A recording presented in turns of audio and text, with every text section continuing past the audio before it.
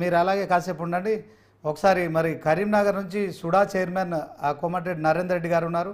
నరేందర్ రెడ్డి గారు, నమస్తే.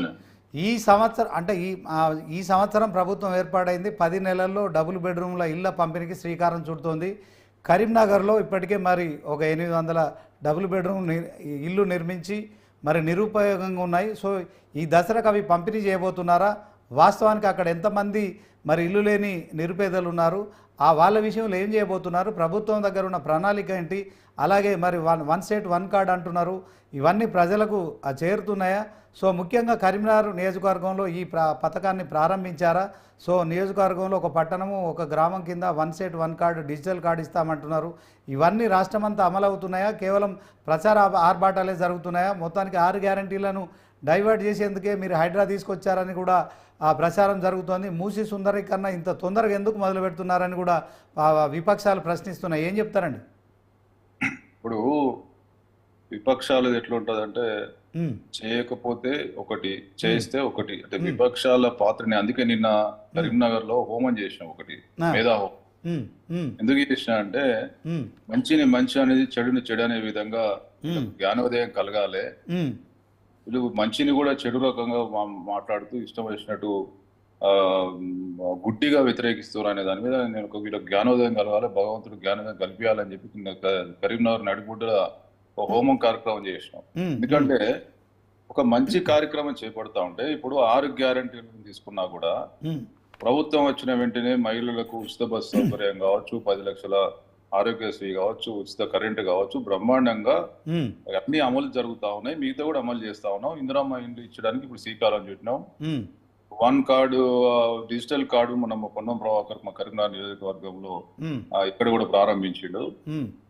అన్ని కూడా ఒకటిబందిగా పెద్ద ఎత్తున జరుగుతా ఉన్నాయి. కరీంనగర్ సంబంధించి మీరు అన్నట్టు గతంలో సగంలో వదిలిపెట్టినటువంటి డబుల్ బెడ్రూమ్ ఇల్లు తొందరనే పూర్తి స్థాయిలో కంప్లీట్ చేసి ఇవ్వడానికి సిద్ధంగా ఉన్నాం. తర్వాత మీరు అన్నట్టు నాలాలు కుంటలు కాపాడుతా ఉంటే భవిష్యత్ తరాల కోసం మనకు మరి ఇవన్నీ కూడా కబ్జాలకు గురైనవి గత 10 సంవత్సరాలు అని చెప్పి వాటిని చేస్తా ఉంటే కూడా దాని మీద మాట్లాడుతూ ఉన్నారు. గతంలో కేసీఆర్ 28,000 ఇండ్లు నాలాల మీదనే వాటిని ఊడగొడతాం, ఎట్టి పరిస్థితుల్లో కొత్తగా రానియం, ఇట్లా చేస్తాం అట్లా చేస్తాం అని మాట్లాడిన వాళ్ళు ఇవాళ మళ్ళీ యూ టర్న్ తీసుకొని మాట్లాడుతూ ఉన్నారు. అంటే నేనేమంటున్నా అంటే ఒక మంచి కార్యక్రమం చేస్తాడు, దాని మీద ఏ విధంగా లబ్ధి పొందాలని చూడడం తప్ప దాన్ని మంచిని మంచి అనే పరిస్థితి ఇలా ప్రతిపక్షాలకు లేదు. ప్రతిపక్షాలు గతంలో మరి ఉన్నటువంటి పరిస్థితుల్లో ఎక్కడైనా మంచి కార్యక్రమం జరిగితే మా జానారెడ్డి గారు ఒకసారి 5 రూపాయలకు భోజనం పెడితే దాన్ని మెచ్చుకున్నాడు. అంటే మేము కాంగ్రెస్ ప్రతిపక్షంలో ఉన్నప్పుడు మంచిని మంచి అన్నం, చెడుని చెడు అన్నం. కానీ ఇవాళ ఎట్లయిపోయిందంటే ప్రతి దాన్ని రాజకీయ లబ్ధి కోసం వాడుకోవడం కోసం ఇవాళ ఉపయోగించుకుంటా ఉన్నారు. ఇది మంచి పద్ధతి కాదు, మంచి సాంప్రదాయం కాదు.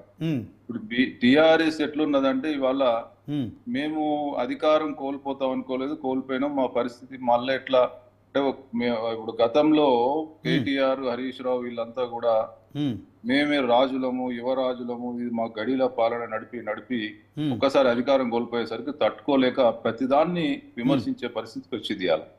అదే విధంగా బీజేపీ మా ఉనికిని కాపాడుకోవాలి తెలంగాణలో, లేకపోతే మేము ప్రత్యామ్నాయంగా మాకు ఉనికి ఉండాలని చెప్పి వాళ్ళు ఉనికి కోసం మాట్లాడేటువంటి పరిస్థితి బీజేపీ ఉంది. అంతే తప్ప ఇవాళ పకడ్బందీగా మా రేవంత్ రెడ్డి గారి ముఖ్యమంత్రి గారి నాయకత్వంలో పిసిసి అధ్యక్షుడు అని జయరాం గారు అదేదో చిన్న పదవి పిసిసి అధ్యక్ష పదవి అనేది కాంగ్రెస్ పార్టీలో అధికారం ఉన్నప్పుడు అది జోడెద్దు లాంటి పదవి.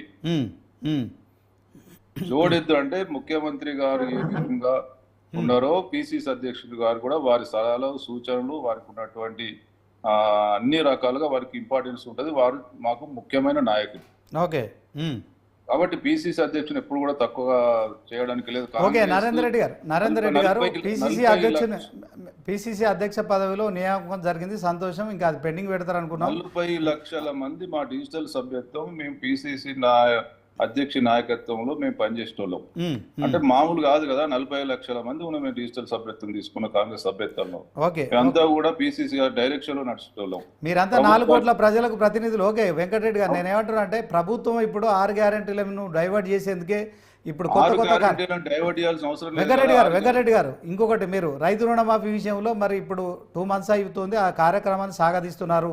రాష్ట్రంలోని రైతులంతా కూడా కాంగ్రెస్ ప్రభుత్వానికి దానికి సంబంధించినటువంటి డాటా అంతా కలెక్ట్ చేసుకున్నారు.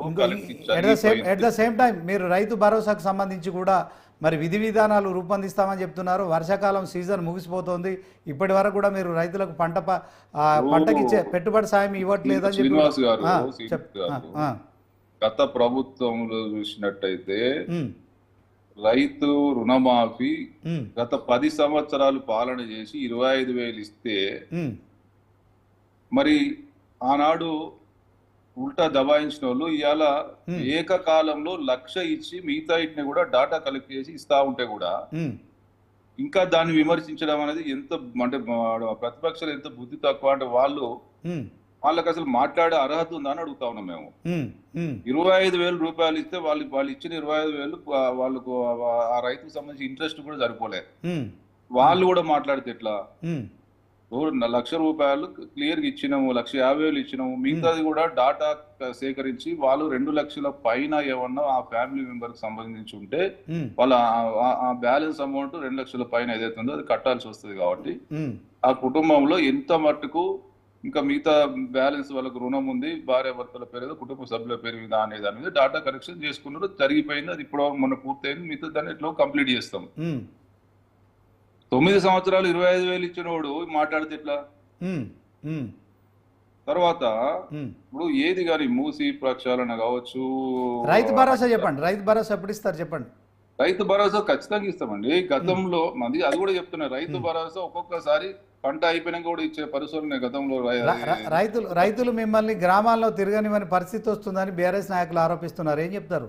అది అందుకే దొంగనే దొంగ అన్నట్టున్నది. రైతులు కాంగ్రెస్ ప్రభుత్వాన్ని ఇలా అన్ని రకంగా రైతులు కాదు ప్రజలంతా కూడా ఆదరిస్తా ఉన్నారు. ఇంతకన్నా మించి అసలు శక్తికి మించి ఇవాళ రేవంత్ రెడ్డి గారి ప్రభుత్వం పనిచేస్తా ఉంది. ఎందుకంటే ఇవాళ లక్షల కోట్ల రూపాయలు అప్పులు చేసి ఇంట్రెస్ట్లకే పోయేటువంటి దౌర్భాగ్య పరిస్థితిని తీసుకొస్తే కూడా ఇవాళ అన్ని వర్గాల ప్రజలను కడుపులో పెట్టుకుని చూసుకుంటుంది రేవంత్ రెడ్డి గారి ప్రభుత్వం. ఇంకా ఇంతకన్నా అంటే ఒక అప్పుల కుప్ప చేసినా కూడా ఇలా ఆదుకుంటుంది అంటే అది చాలా. ఓకే, నరేంద్ర రెడ్డి గారు హైడ్రా ఏర్పాటు చేసిన తర్వాత హైదరాబాద్లో మరి కొంత ప్రజలైతే హర్షిస్తున్నారు. ఇదే కార్యక్రమం కరీంనగర్లో చేపట్టే అవకాశం ఉంటుందా? అలాగే మూసీ నది లాంటి దానికి కూడా ప్రభుత్వం హైదరాబాద్ విషనగరంగా తీర్చిదిద్దాలనే లక్ష్యంతో పోతుంది. అట్ ద సేమ్ టైం మరి కరీంనగర్లో మానేరు ఒడ్డున ఉన్న డంపింగ్ను తొలగిస్తారా? మరి కరీంనగర్లో మరి 10 నెలలు అయింది మీరు వచ్చి అధికారంలోకి వచ్చి, ఏం కార్యక్రమాలు చేశారు, ఏం కార్యక్రమాలు చేయబోతున్నారు? మీ సుడా ఆధ్వర్యంలో కావచ్చు, తర్వాత అక్కడున్న మరి నియోజకవర్గంలో కావచ్చు, కరీంనగర్ పట్టణంలో ఏం చేయబోతున్నారు చెప్పండి. మా దగ్గర డంప్ యార్డ్ అనేది ఒక సమస్య. దాన్ని తప్పకుండా ఏ విధంగా ఇంకొక ప్లేస్ కి షిఫ్ట్ చేస్తే మళ్ళీ అక్కడ కూడా సమస్య వస్తుంది. వాళ్ళకు కూడా ఎక్కడైనా కూడా అది ఒక చెత్త దుర్వాసనకు సంబంధించి చెత్త వేయాల్సిన పరిస్థితి వచ్చినప్పుడు మిగతా వాళ్ళని కూడా కన్వీన్ చేసి అది ఎట్లా షిఫ్ట్ చేయాలి, లేకపోతే ఉన్నదాన్ని లేటెస్ట్ టెక్నాలజీ తోటి దాన్ని ఏ విధంగా హైడ్రా అనేది ఇప్పుడున్న హైడ్రా పరిధి మాత్రము ఓన్లీ హైదరాబాద్ కి సంబంధించినటువంటి హైడ్రా అని ఇప్పుడు జియో ఉంది. మాకు కూడా ఖచ్చితంగా దాన్ని అమలు పరిచాలనేటువంటి వచ్చినప్పుడు మేము 100% అమలు పరుస్తాం, ఏం అనుమానం లేదు. రాబోయే తరాలకు మనం ఆస్తులను ప్రజలు అట్లాంటి కంప్లైంట్స్ మీకు కూడా వస్తున్నాయా? హైదరాబాద్ కూడా వచ్చినాయి ఉన్నాయి. మా దగ్గర కూడా చెరువులు కుంటల్లో కబ్జాలు గురై ఉన్నాయి. తప్పకుండా వాటన్నిటిని కూడా ఇప్పుడు ఆల్రెడీ కొన్ని ప్లేస్లో చెరువులు కుంటలు ఇప్పటికే ఈ గత 15 రోజుల నుంచి మేము కూడా ఇక్కడ తొలగించిన పరిస్థితి ఉంది. భవిష్యత్తులో కూడా ఇంకా అగ్రెసివ్ గా పనిచేస్తాం, వాళ్ళు ఎటువంటి అనుమానం లేదు. మా సుడా. ఓకే, ఇంకొక ప్రశ్న మీకు, అక్కడ మానేర్ రివర్ ఫ్రంట్ ను డెవలప్ చేయాలని చెప్పి గతంలో మరి ఎమ్మెల్యేగా మంత్రిగా ఉన్న గంగుల కమలాకర్ గారు అక్కడ ఆ తీగల వంతెన నిర్మించారు. ఆ ప్రాంతాన్ని అంతా పర్యాటక కేంద్రంగా తయారు చేయాలనుకున్నారు. మానేర్ రివర్ ఫ్రంట్ చేసి దాన్ని సబర్మతి డ్యామ్ దగ్గర ఎలాంటి పరిస్థితులు ఉన్నా అలాంటి కార్యక్రమం చేపట్టాలనుకున్నారు. దానికి ఆ ప్రక్రియ ఆగిపోయింది. మరి బీఆర్ఎస్ ప్రభుత్వం ప్రతిపక్షం పరిమితం అయిపోయింది. మరి ఇప్పుడు ఆ కార్యక్రమాన్ని కొనసాగిస్తున్నారా? ఏ ప్రక్రియ కూడా ఆగిపోలేదు, ప్రక్షాళన జరుగుతా ఉంది. ప్రక్రియ ఎక్కడ కూడా ఆగిపోలేదు. ప్రక్షాళన గతంలో జరిగినటువంటి పొరపాట్లన్నింటినీ కూడా ప్రక్షాళన చేసి దాంట్లో జరిగినటువంటి అవినీతి కావచ్చు, దానిలో జరిగినటువంటి పొరపాట్లను కూడా సరిదిద్దే కార్యక్రమంలో ఆ సరిదిద్దిన వెంటనే ఉమ్, పూర్తి స్థాయిలో అన్ని ప్రాజెక్టులు పూర్తి చేస్తాం, అందులో ఎటువంటి అనుమానం లేదు. మా సుడా పరిధిలో కూడా ఇలా మాస్టర్ ప్లాన్ ను పూర్తి స్థాయిలో ఒక పకడ్బందీగా ఉమ్. 1997 తర్వాత మాస్టర్ ప్లాన్ లేదు కరీంనగర్ నగరానికి. రైట్. ఇప్పుడు కరీంనగర్ ప్రజలు అంటే పేద ప్రజలకు, ఇల్లు లేని నిరుపేద ప్రజలకు ఇప్పుడు అక్కడ నిర్మించిన చింతకుంట దగ్గర నిర్మించిన ఇళ్లను మరి ఈ దసరా అది ఇంకా పూర్తి స్థాయిలో అప్పుడు గత ప్రభుత్వం పూర్తి చేయలేదు. పూర్తి స్థాయిలో వాటిని ఇంకా వాటికి సంబంధించి పూర్తి స్థాయిలో కంప్లీట్ చేసి తప్పకుండా అందిస్తాం. మిగతా ఇంకా చాలా మంది నిరుపేదలు, ఇల్లు లేని వారు ఎంతో మంది ఉన్నారు. సో దాంట్లో మరి ప్రభుత్వం కావచ్చు, మీరు ఏం చెప్తారు ఇల్లు లేని నిరుపేదలకు? మేము ఇచ్చిన హామీ మేరకు తప్పకుండా ఏదైతే ఇండ్లు ఇస్తామన్నామో దాన్ని ఫేస్ వైజ్ గా మా ముఖ్యమంత్రి గారు ప్రకటించినట్టు నియోజకవర్గానికి 4,000 చొప్పున ఫేస్ వైజ్ గా తప్పకుండా అందరికీ ఇచ్చే విధంగా కృషి చేస్తాం. మేము మాట తప్పము. గత ప్రభుత్వం డబుల్ బెడ్రూమ్ ఇస్తాం, అల్లుడు ఇస్తేయడం అంటాడు, మేకలేడ కట్టేసుకోవాలని చెప్పి బోగస్ మాటలు మాట్లాడే ప్రభుత్వం కాదు ఇది.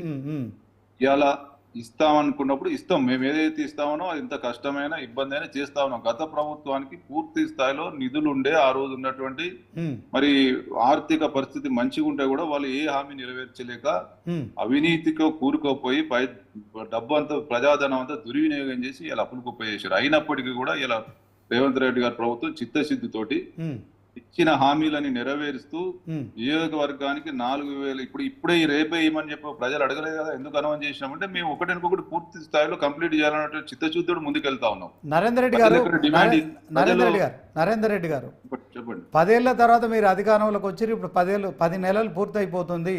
ఇక ప్రభుత్వం ఏర్పడినా అభివృద్ధి కార్యక్రమాలు ఇంకా ప్రారంభించలేదు, జిల్లా కేంద్రాల్లో అనేక విమర్శలు కూడా చేస్తున్నాయి. ఎందుకు ప్రారంభించలేదు? ప్రతి ఒక్క అభివృద్ధి జరుగుతూనే ఉన్నది. ప్రతి రోడ్లు వేస్తున్నాము, ఇంకా మిగతా అభివృద్ధి కార్యక్రమాలన్నీ జరుగుతాయి. ఎట్ ద సేమ్ టైం మీకు అక్కడ ఒక కేంద్ర హోంశాఖ సహాయ మంత్రి బండి సంజయ్ గారు ఉన్నారు. ఆయన బీజేపీ పార్టీకి సంబంధించిన రాష్ట్ర అధ్యక్షులుగా పనిచేశారు. అట్ ద సేమ్ టైం జాతీయ ప్రధాన కార్యదర్శిగా చేశారు. ఇక మరి నరేంద్ర మోడీని ముఖ్యమంత్రి రేవంత్ రెడ్డి హైదరాబాద్ వచ్చినప్పుడు రిసీవ్ చేసుకున్నారు, బడే భయాన్ని సంబోధించారు. ఇక ప్రజలంతా కూడా ఒక స్నేహపూర్వకమైన వాతావరణం ఉంటుంది కేంద్రం రాష్ట్రాల మధ్య అని అనుకున్నారు. ఇప్పుడు మీరు కూడా కరీంనగర్లో అలాంటి వాతావరణాన్ని చూస్తున్నారా, లేకుంటే రాజకీయ ప్రత్యర్థులుగా ప్రతి విమర్శలు చేసుకుంటున్నారా? మేము అదే చెప్తా ఉన్నాము. మా కేంద్ర మంత్రి ఉన్నప్పటికీ కూడా ఇక్కడ కొంతమంది ఎమ్మెల్యేలు టీఆర్ఎస్ సంబంధించి కొన్ని ఉన్నా కూడా మేము ఏమంటున్నాం, ఒక ప్రణాళికాబద్ధమైన అభివృద్ధి. కేంద్ర మంత్రిగా అవకాశం రాగానే కాదు కదా, కేంద్ర మంత్రిగా అవకాశం వచ్చింది, కేంద్రంలో అధికారంలో ప్రధానమంత్రి మెప్పు పొందంగానే సరిపోదు కదా. దానికి సంబంధించినటువంటి నిధులు కానీ దానికి సంబంధించిన అభివృద్ధి చిత్తశుద్ధి ప్రదర్శించమంటా ఉన్నాం. గుడ్డిగా విమర్శించడం కాదు, గుడ్డిగా కాంగ్రెస్ విమర్శించడం, ప్రభుత్వాన్ని విమర్శించడం, రేవంత్ రెడ్డి చేసే కార్యక్రమాలు అంటే చాలా రోజులు వెంకటరెడ్డి గారు చాలా రోజుల తర్వాత మన కరీంనగర్ కు విద్యాసాగరరావు తర్వాత మరి మేము కూడా అదే అంటున్నాము. చాలా రోజుల తర్వాత అవకాశం వచ్చింది అని గత 5 సంవత్సరాలు రైట్. అంటే మీరు ఆయన కోఆర్డినేషన్ లోనే ఉంటున్నారు కదా. అభివృద్ధి విషయంలో నిధులు తీసుకొస్తే రైట్. ఓకే. Thank you. గుడ్డిగా విమర్శించొద్దని చెప్తా ఉన్నాం. అభివృద్ధి నిధులు